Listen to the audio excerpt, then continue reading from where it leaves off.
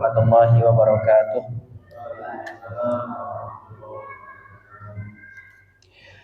Innal hamdalillah nahmaduhu wa nasta'inuhu wa nastaghfiruh wa na'udzu billahi min shururi anfusina wa min sayyiati a'malina may yahdihillahu fala mudilla lahu wa may yudlil fala hadiya lahu. Asyhadu an la ilaha illallah wa asyhadu anna Muhammadan 'abduhu wa rasuluhu la nabiyya ba'dahu. Allahumma salli wa sallim ala sayyidina Muhammad wa ala ali sayyidina Muhammad kama sallaita ala sayyidina Ibrahim wa ala ali sayyidina Ibrahim fil alamin innaka Hamidum Majid. Fa ya ibadallah usikum wa nafsi bittaqwallah faqad fazal muttaqun. Wa qala aidan fi ayatin ukhra innal ladzina qalu rabbuna Allah thumma istaqamu fala khaufun alaihim wa la hum yahzanun. Sadaqallahul azim wa sadaqallahu rasulullahil karim. Alhamdulillah, puji syukur kehadirat Allah Subhanahu wa taala yang senantiasa memberikan kita kemudahan, kelancaran dalam menunaikan kebaikan-kebaikan di alam dunia ini.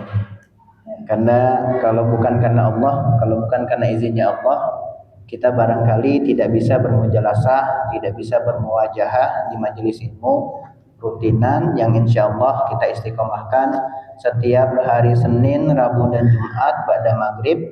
Ini belajar tahsinul Quran. Kenapa kita penting belajar tahsin Al-Quran? Karena memang sebelum kita bisa membaca Al-Quran praktik yang benar, kita harus memahami teorinya terlebih dahulu. Kadang-kadang kita paham cara bacanya, tahu bacaannya, tahu pengucapan atau pelafalannya, tapi ketika ditanya ini hukumnya apa, nah tiba-tiba loading. Apalagi sekarang ini, di zaman sekarang gitu ya, anak-anak kita sudah mulai dikenalkan dengan gadget yang tentunya dengan gadget ini punya dua mata pisau, bisa jadi kebaikan, bisa jadi keburukan. Yang mudah-mudahan kita doakan sama-sama anak-anak dan keturunan kita, generasi-generasi penerus dan pengganti kita itu senantiasa dalam kebaikan menggunakan gadgetnya masing-masing.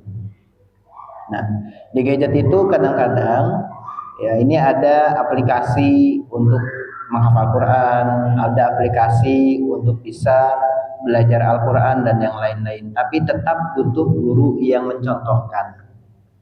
Tetap butuh guru yang mencontohkan. Analoginya sederhana aja.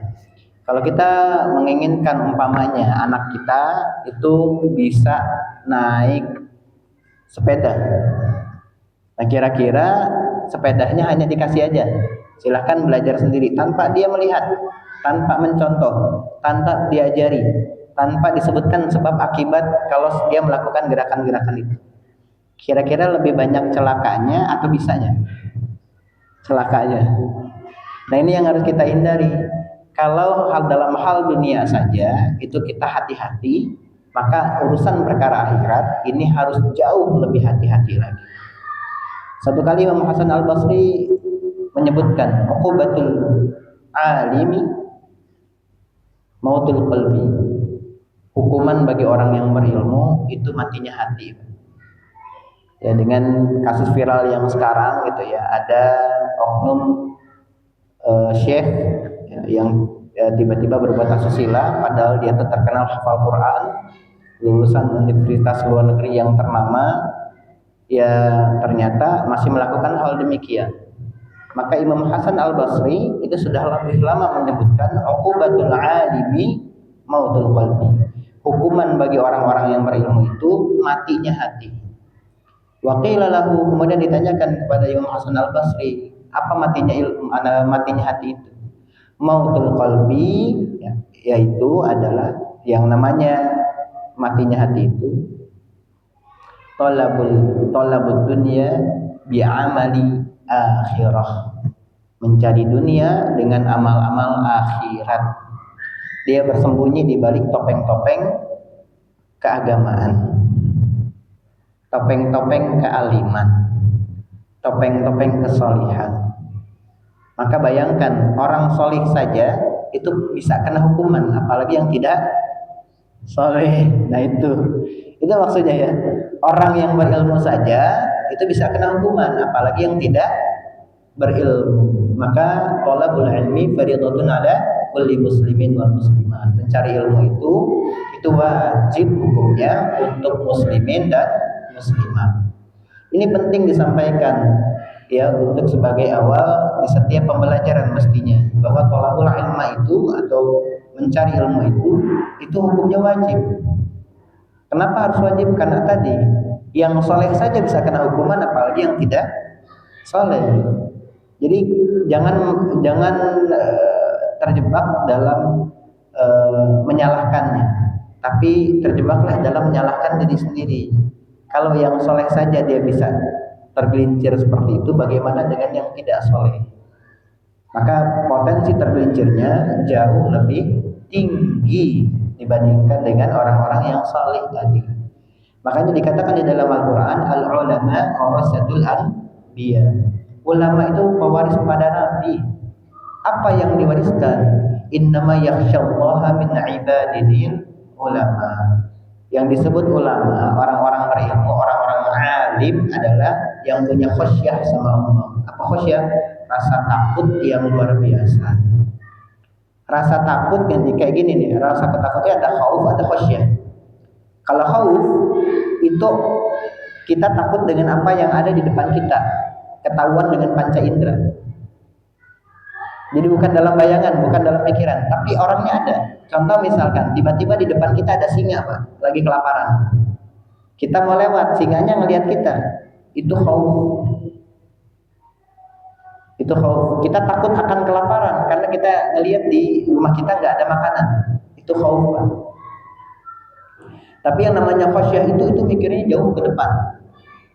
Takut terhadap sesuatu yang nggak kita lihat. Itu khasyah. Makanya takutnya luar biasa sangat dan nggak bisa digambarkan. Tidak bisa digambarkan. Dan ini juga digambarkan di Al-Quran. Kalau orang-orang yang seperti itu, orang-orang yang dia berilmu tapi masih melakukan keburukan, dia membalut tadi ya, hatinya mati. Hatinya mati. Talabud dunya bi amalil akhirah, kata Imam Hasan Al-Basri. Orang-orang yang nyari dunia dengan amal-amal akhirat itu beda, berarti sama dengan munafik. Dan orang munafik dan orang munafik itu digabung sama orang kafir nanti di neraka. Ya, digabung di neraka. Jami'al munafiqin wal kafirina fi jahannam jami'a. Mereka berada di neraka jahanam jami'a, bersama-sama. Bayangkan orang munafik itu setara sama orang kafir. Coba bayangkan. Itu bukan kata saya, kata Al-Quran surah An-Nisa. Ya, kalau nggak salah akhir juz 4 atau juz 5, saya kurang ingat ya. Tapi yang jelas di Al-Quran sebut innama jami'ul munafiqina wal kafirina fi jahannam jami'a. Mereka di jahannam. Bayangkan, nggak disebutin neraka yang lain, jahannam, neraka paling bawah. Orang munafik itu. Makanya ini harus hati-hati dengan keilmuan kita. Sudah sampai mana ilmu itu menjadikan kita orang-orang yang takut pada Allah, orang-orang yang bertakwa, yang hati-hati sekali kalau seandainya menapaki kehidupan. Jadi gambaran orang takwa itu kayak jalan, di depannya itu ada pecahan kaca. Bayangkan pecahan kaca itu adalah keburukan-keburukan yang kalau kita kena musibahnya. Maka apa yang kita lakukan? Jalannya pasti perlahan-lahan, hati-hati, tidak sembarangan melangkah, dan tentunya lihat kanan kiri depan belakang. Terlebih lagi kita bawa orang, misalkan bawa anak istri kita yang paling depan supaya anak istri kita juga nggak kena. Maka anak istrinya harus ngikuti kita. Maka peran ayah itu luar biasa. Ini peran ayah luar biasa. Itu kenapa ada tahsinul Quran ini, supaya yang bapak-bapak ini juga belajar bahwa mempelajari Al-Quran. Kalau sudah paham cara bacanya dan yang lain-lain, harapannya itu juga bisa mengajarkan ke anak dan istrinya. Karena di dalam Al-Quran yang sering ada dialog itu adalah antara anak dengan bapak. Nggak ada anak sama ibu, nggak ada. Adanya anak sama bapak, Nabi Ismail dengan Nabi Ibrahim. Kemudian ada Luqman dengan anaknya, ya abadi ya bunayya. Ada pertengkaran, perselisihan antara Nabi Musa dengan ayah tirinya siapa? Firaun. Dan ini kami juga melihat gitu ya, anak-anak yang dia nggak dekat dengan bapaknya pasti bermasalah di sosialnya. Anak yang nggak dekat dengan bapaknya pasti bermasalah di sosialnya. Bermasalah, apakah dia jadi susah dikasih tahu, kemudian berbuat seenaknya, disebutin A, jalannya B. Nah itu coba dilihat lagi, pasti dia nggak dekat sama bapaknya. Tapi kalau dia dekat dengan bapaknya, dia punya rasa aman. Dengan rasa aman itu dia merasa bahwa diawasi sama bapaknya terus. Kalau saya berbuat ini, bapak saya nanti malu. Tapi kalau nggak dekat bapaknya, nah ini yang jadi masalah. Apalagi yang tidak punya bapak. Makanya anak-anak yatim itu sama Rasulullah pernah nemu satu anak yatim yang dia dicela karena nggak punya bapak. Akhirnya dipanggil sama Rasulullah, sekarang bapak kamu saya. Apa yang kamu kerjakan, lapor sama saya. Kalau ada yang ingin bilang aja, bapak kamu adalah Rasulullah SAW. Maka teman-temannya berbondong-bondong, kita juga pengen punya bapaknya Rasulullah. Jadi berharap bapaknya akan meninggal. Nah ini sampai segitunya peran bapak ini. Maka tahsinul Quran ini memang kami tujukan ya hanya untuk bapak-bapak di malam hari. Hanya 30 menit, kadang kurang ya. Kadang kurang, tapi mudah-mudahan amalan yang sedikit tapi istiqomah ini Allah terima. Amin ya Allah ya rabbal alamin. Nah, tapi kemarin kita masuk hukum non sukun dan tanwin. Ada yang masih ingat nggak? Ada berapa hukum kemarin? Ada izhar hal, qi, kemudian ada idgham. Idghamnya ada idgham bil gunnah, ada idgham bil gunnah. Ya, ada juga idgham yang berubah dari idgham jadi apa? Izhar apa? Izhar mutlak. Ada berapa tempat di dalam Al-Quran? Ada 4. Selebihnya ayatnya mutasyabihat. Jadi kalau ketemu empat ini ya, empat bacaan kayak begini, di selain 4 tempat ini, Ustadz katanya cuma 4 tempat, tapi di Al-Quran juga ada ad-dunya, ada qinwanun, ada, kemudian sunwanun, ada bunyanun, ada selain di situ. Nah artinya itu ayat mutasyabih, ayat-ayat yang dia serupa penggunaannya, tapi beda penempatan dan kondisinya. Ya, jadi fafirru ilallah misalkan, atau enggak ayat walaqad yassarnal Qur'ana lidzikri fahal min muddakir, itu diulang 4 kali dalam satu surah di surah Al-Qamar. Atau fabi ayyi ala'i rabbikuma tukadziban, itu diulang 31 kali di surah Ar-Rahman. Jadi ada sekian ayat yang memang sama gitu. Sehingga kalau kita pikir, karena banyaknya ayat yang sama itu, sebetulnya hafal Quran jadi lebih mudah. Resikonya adalah ketika ada lomba hafizul Quran, dibacakan satu ayat, babi ayyi ala'i rabbikuma tukadziban, lanjutkan ayatnya. Itu ayat yang mana setelahnya? Karena ada 31 ayat yang sama. Jadi semuanya benar. Semuanya benar. Ya, wallahu alam yang dimaksud sama muhafiznya yang mana, tapi yang jelas semua ayat benar. Yang ketiga ada iqlab. Iqlab itu perubahan dari huruf ba menjadi huruf mim, karena nun mati atau tanwin itu bertemu dengan huruf ba. Tapi kata Imam Al-Jamzuri apa di sini dikatakan wasalitul iqlab 'indal ba miman bi ghunnatin ma'al ikhfa, ada ma'al ikhfa dengan ikhfa. Kalau ikhfa artinya dibaca samar, tidak boleh dibaca sempurna. Jadi kalau dia ba berubah jadi mim, mimnya tidak boleh sempurna. Makhrijul huruf mim ada di mim asy-syafatani, 2 bibir atas bertemu dengan bibir bawah, mim. Nah, itu tidak boleh terlalu sempurna perubahannya, karena kata Imam Al-Jamzuri kalau begitu mengubah sepenuhnya dari huruf ba menjadi huruf mim. Jadi harus ada ikhfanya. Bagaimana? Mim ba'di. Ininya bibir atas dengan bibir bawah tidak boleh terlalu ketemu, tidak boleh terlalu nempel, minimal ada getar-getar dikit. Mim ba'di, mim ba'di. Jadi ini nggak boleh nempel secara sempurna. Beda dengan mimma, mimma, mimma. Beda dengan begitu ya. Ini beda.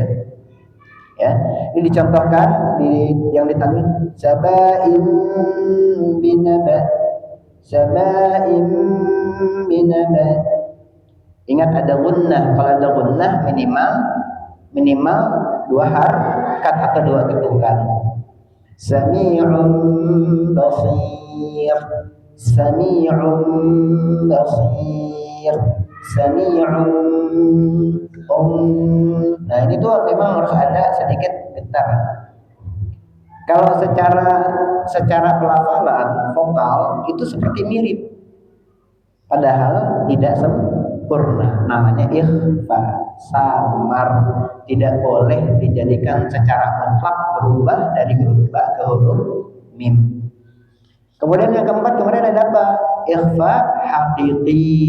Ikhfa haqiqi itu pengucapannya mensukun atau tanwin ketika bertemu dengan 15 huruf ikhfa haqiqi, maka penyebutannya harus seperti izhar jelas dan idgham dan disertai dengan gunnah. Ya, disertai dengan gunnah. Ya. Contoh yang kita ambil huruf shad. Miu, miu, miu. Nah ini harus dilihat, miu harus kembali mulutnya ke bentuk semula. Contoh lihat sini ya. Miu, miu, miu. Ya. Music, rin,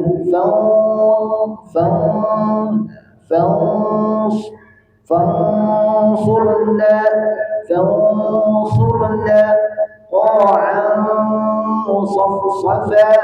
qa'an safsafa. Ya, jadi ini memang perlu latihan pelan-pelan. Makanya membaca Al-Quran kalau kita sudah paham hukum-hukumnya, kita belajar pelan-pelan Pak. Jadi lupakan dulu hukum-hukum yang lain, kita fokus ke hukum ini. Ya, kita fokus ke hukum ini. Nah, contoh misalkan ini ada tadribatun fi ahkamin nun as-sakinati wa tanwin.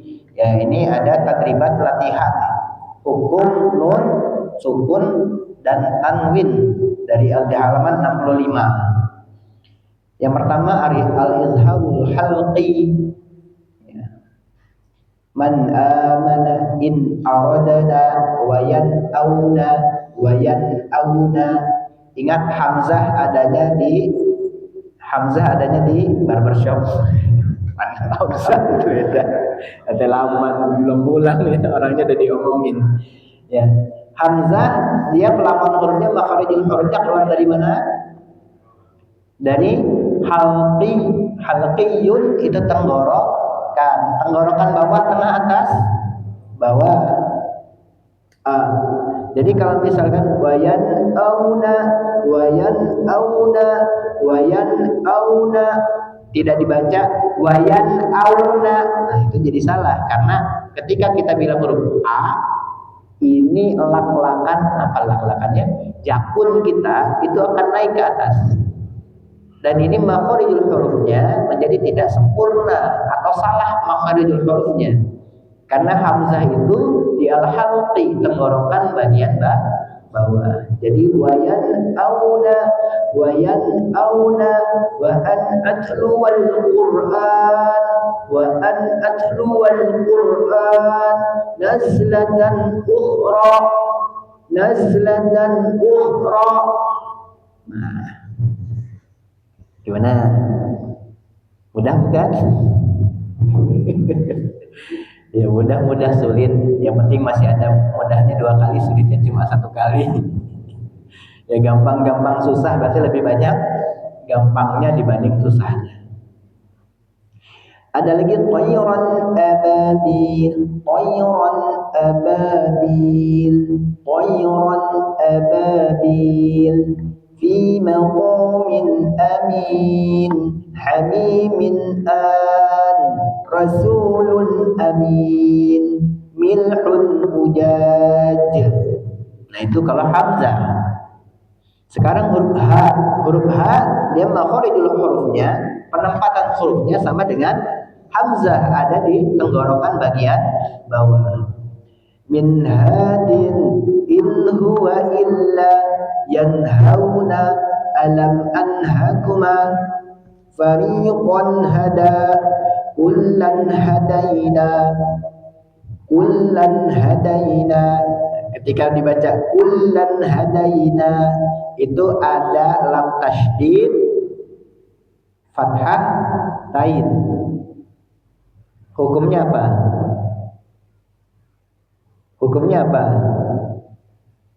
Huruf lam masuk huruf idgham bi gunnah atau bila gunnah? Bila gunnah, tidak pakai gunnah, makanya tidak ditahan dua ketukan, hanya asal nempel. Kullan hadaina jurufin har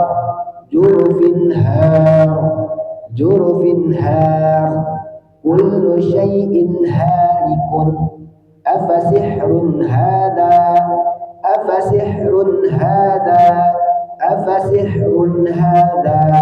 innaha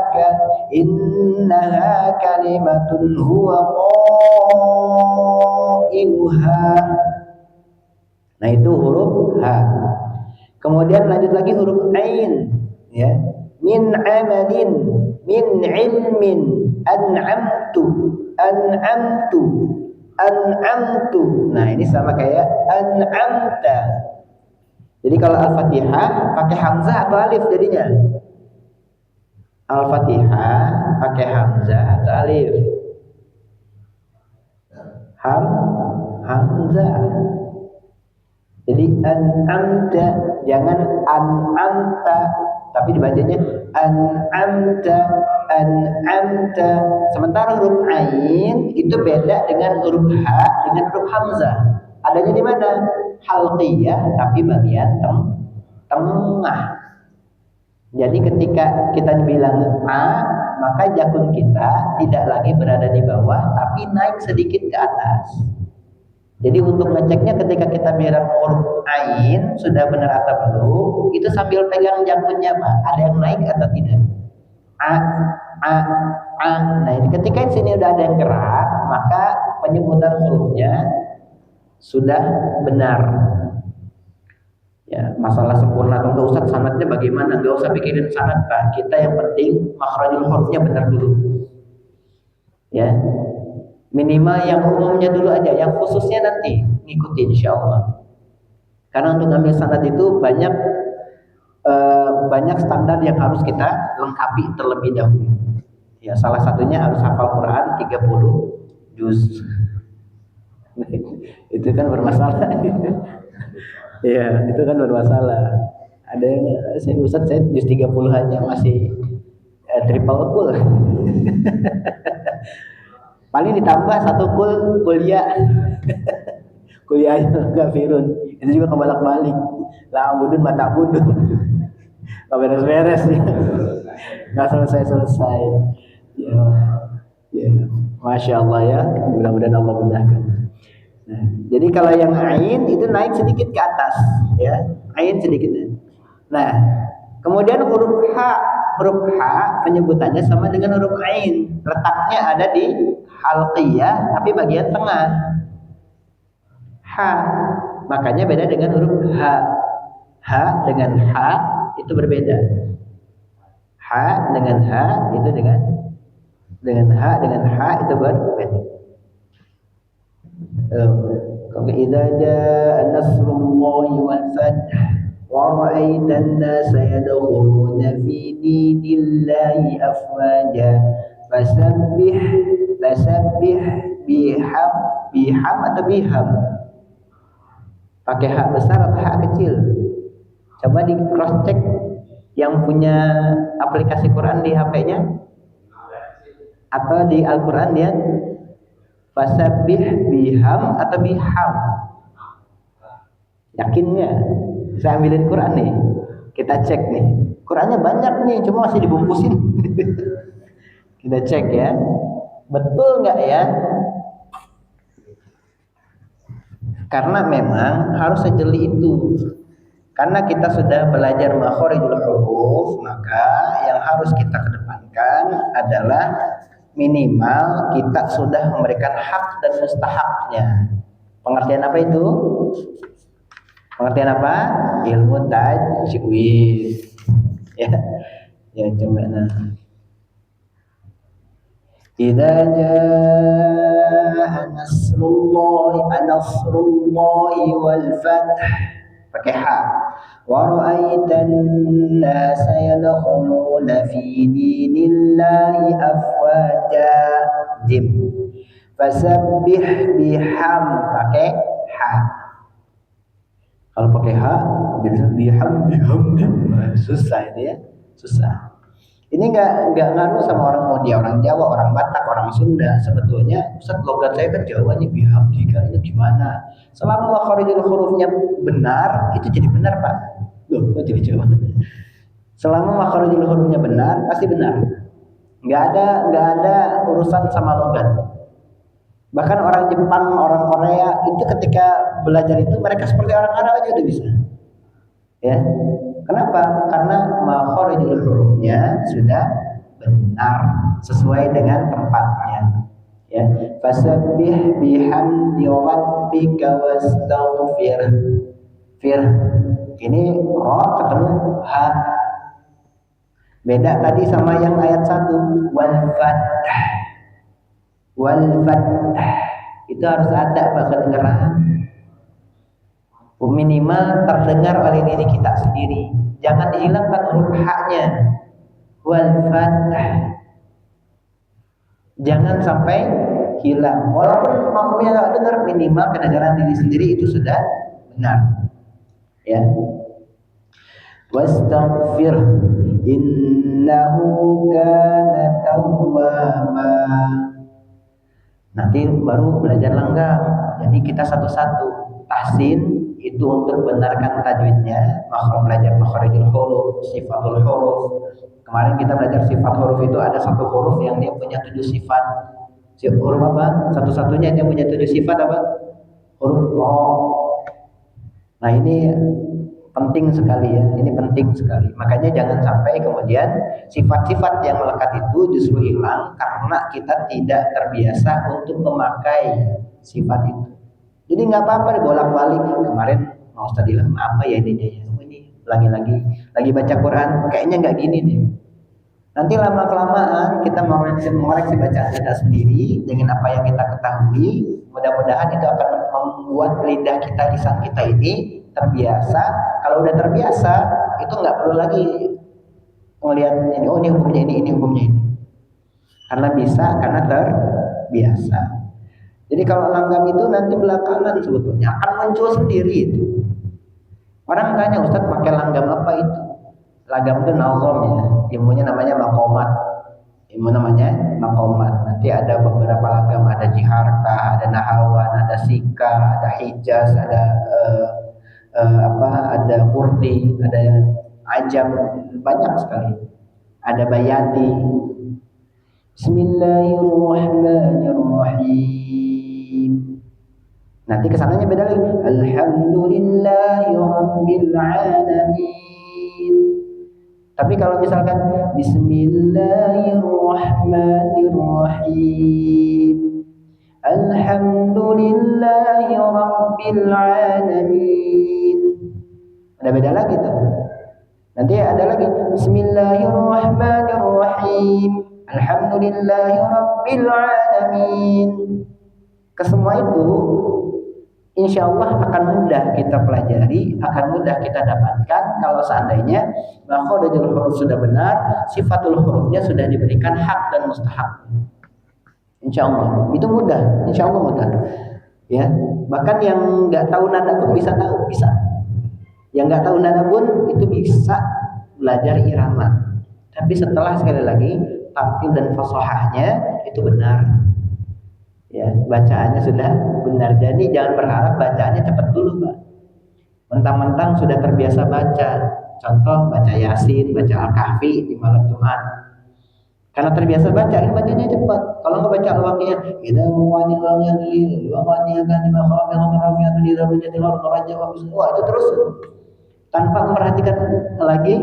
Nah itu kalau sudah memang sudah hafal ya nggak masalah, sudah hafal, sudah belajar tajwidnya sih nggak masalah. Ketika murojaah sendiri. Tapi kalau jadi imam kasihan yang makmumnya, ya tidak bisa menikmati. Dan juga harus lihat makmum ketika jadi imam banyak bapak-bapak udah tua, kita bacanya Al-Baqarah. Ini pernah ditegur sama Nabi. Ya Muaz bin Jabal tuh kena tegur Nabi karena bacanya surah Al-Baqarah. Orang udah sampai capek sampai mufarqah. Saya berkali-kali berulang kali yang ceritakan ini. Makanya ini yang harus kita peka.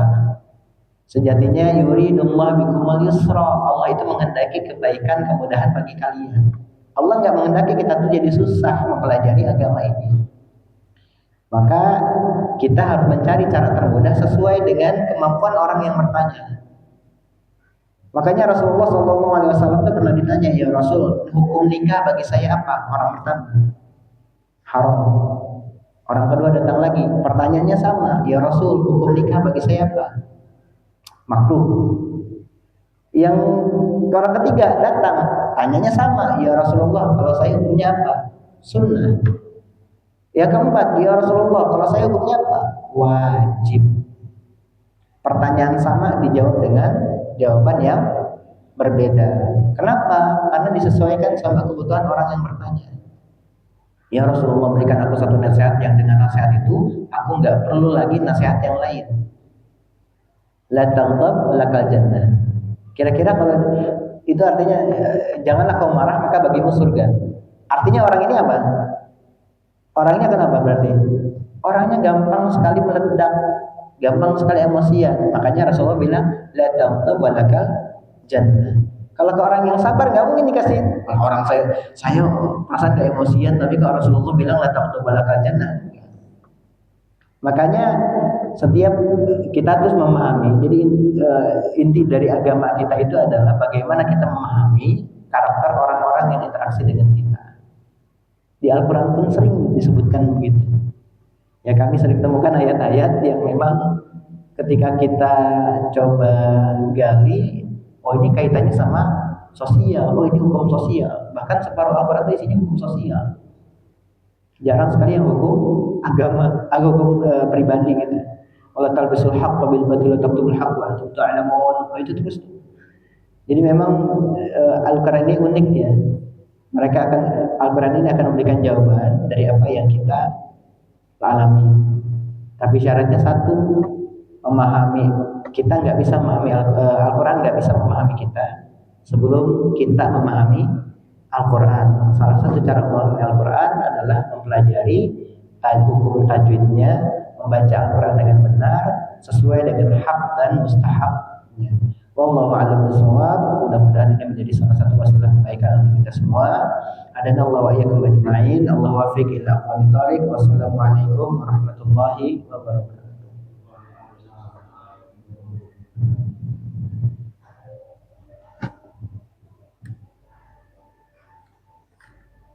Alhamdulillah.